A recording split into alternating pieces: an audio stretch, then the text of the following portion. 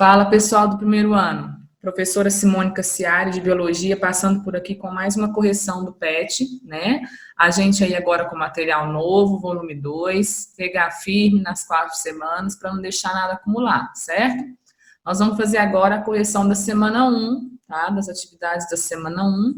Ela traz para a gente conceitos básicos de ecologia, né? O que torna aí fácil para vocês, porque são conceitos que a gente desenvolve durante o ensino fundamental também, ok?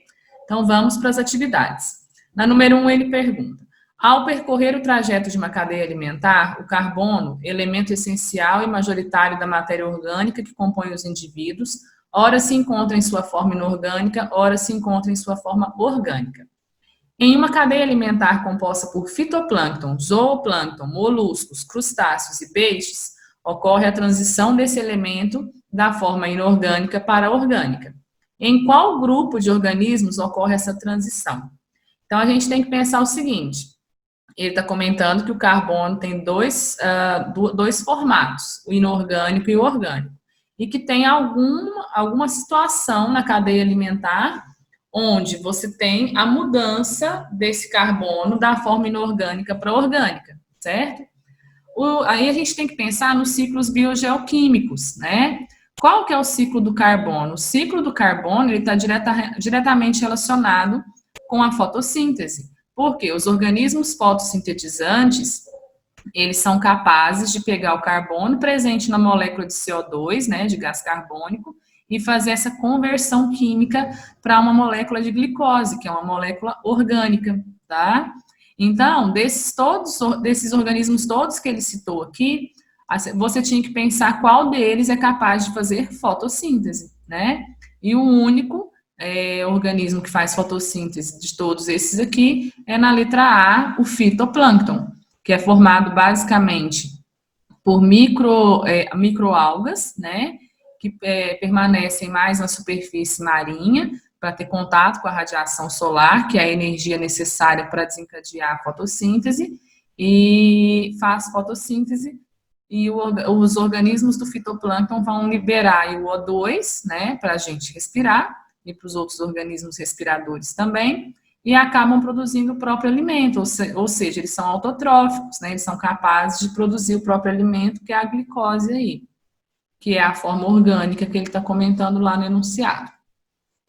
Na número 2, ele traz para a gente: bioindicador ou indicador biológico é uma espécie ou grupo de espécies que reflete o estado biótico ou abiótico de um meio ambiente, o impacto produzido sobre um habitat, comunidade ou ecossistema, entre outras funções. A posição trófica do organismo bioindicador é uma das características mais relevantes quanto ao seu grau de importância para essa função. Quanto mais baixo o nível trófico do organismo, maior a sua utilidade, pois pressupõe-se que toda a cadeia trófica é contaminada a partir dele. Então, ele comenta sobre esses organismos que são usados pelos biólogos, pelos estudiosos, como bioindicadores, né? São organismos que são sensíveis às mudanças ambientais e que demonstram, né, com baixa reprodução, com baixo metabolismo, uma série de situações que o ambiente não está legal. Tá? E ele comenta aqui, né, que quanto mais baixo o nível trófico, melhor, vamos dizer assim, esse organismo pode ser usado como bioindicador. Então, vamos pensar o seguinte: a gente tem basicamente na cadeia alimentar 3 níveis tróficos, né? Os produtores, os consumidores e os decompositores, certo?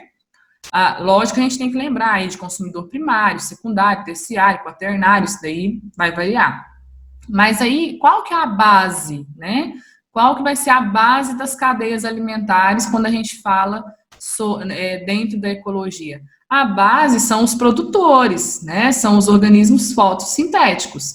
Então, são aqueles capazes de fazer fotossíntese.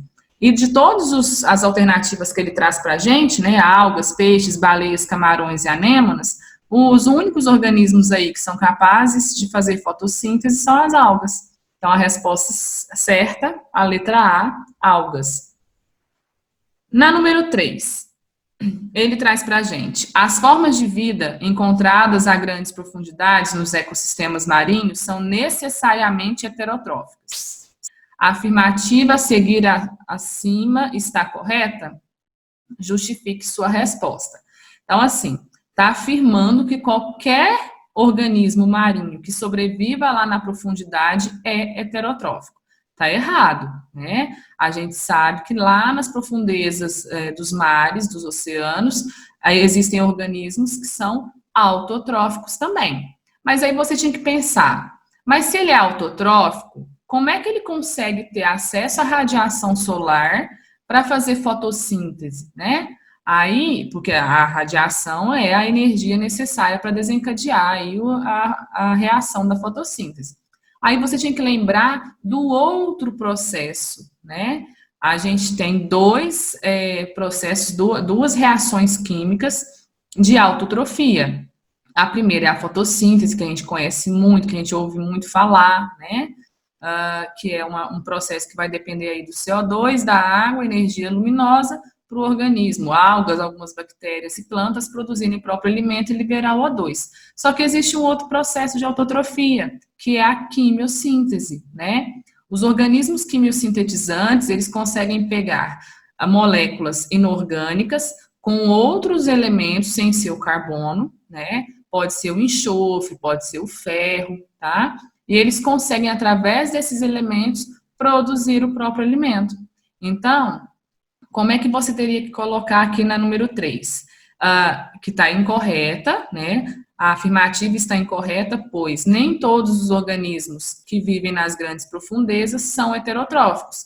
Alguns são quimiosintetizantes, ok? Na número 4, cerca de 70% da superfície da Terra é coberta por água do mar. E abaixo dessa superfície, a água atinge uma profundidade média de 3,8 quilômetros. Os ecossistemas marinhos abrigam grande biodiversidade, mas parte dela vem sendo ameaçada pela pesca predatória.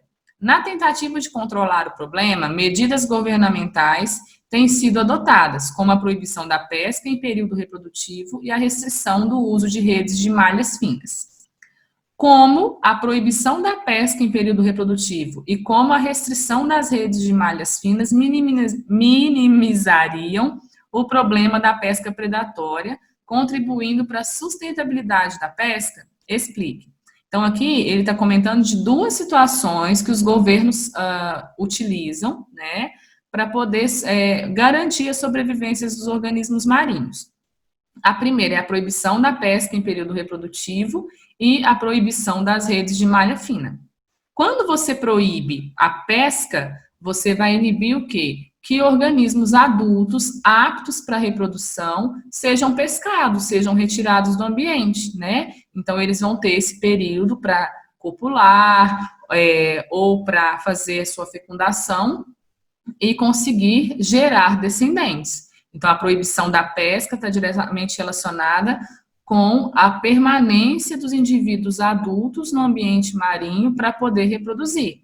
E a proibição das redes de malha fina vai propiciar o quê? Que os organismos jovens, né, que se formaram a partir dessa reprodução dos adultos aí, consigam crescer e se tornar também adultos aptos para reprodução. Então, a pesca, a proibição da pesca e do uso das redes de malha fina vai ajudar na permanência dos adultos se reproduzindo e na sobrevivência dos organismos jovens que acabaram de nascer, certo? Na número 5, ele pede para montar uma cadeia alimentar típica dos oceanos, considerando a presença de 4 níveis tróficos. Aqui, quem quisesse desenhar, tudo bem, mas quem quisesse só escrever também o nome, né, dos organismos, não teria problema nenhum. E a gente tem um exemplo disso lá na questão anterior que a gente já corrigiu, né? Você poderia colocar aqui, com 4 níveis tróficos, o fitoplâncton, que seria os produtores, né? O zooplâncton, como consumidores primários, pequenos crustáceos, né? Como consumidores secundários e, por exemplo, tubarões como consumidores terciários, tá ok? Então, assim, aqui ficava bem livre para você colocar da forma que você conseguisse aí. E é fácil de achar também, né, nos livros e na internet, exemplos de cadeias alimentares típicas de ambiente marinho, né, de oceano. Na número 6, dê exemplos de organismos que possam ser considerados. Não na primeira, decompositores, explique por quê. Aqui você poderia citar tanto fungos como bactérias, né? Que são os dois grupos de organismos aí que realizam a decomposição da matéria orgânica morta, certo? Lembrando que não são todos. Existem grupos específicos de bactérias e grupos específicos de fungos que fazem decomposição, certo? Na outra, consumidores primários, explique por quê. O consumidor primário é aquele que vai se alimentar dos produtores. Então, poderia ser algum animal herbívoro, exemplo, sei lá, uma girafa, né? Consumidores terciários, explique por quê. O consumidor terciário é aquele que vai se alimentar do consumidor secundário, certo? Então, se o consumidor primário é aquele que se alimenta do produtor, o secundário é aquele que se alimenta desse primário e o terciário é o consumidor que se alimenta do consumidor secundário. Então, aqui tem que ser um organismo carnívoro, né? Que vai se alimentar aí, então a gente pode colocar um leão, uma onça, o exemplo que você quisesse.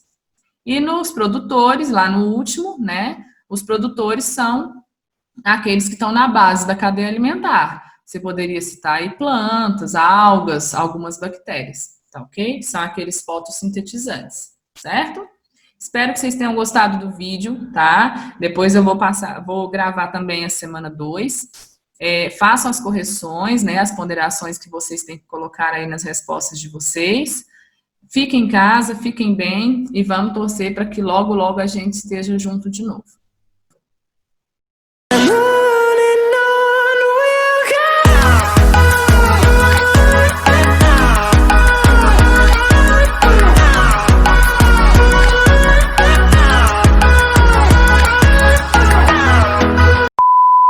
Dá like! É sério, dá like, por favor.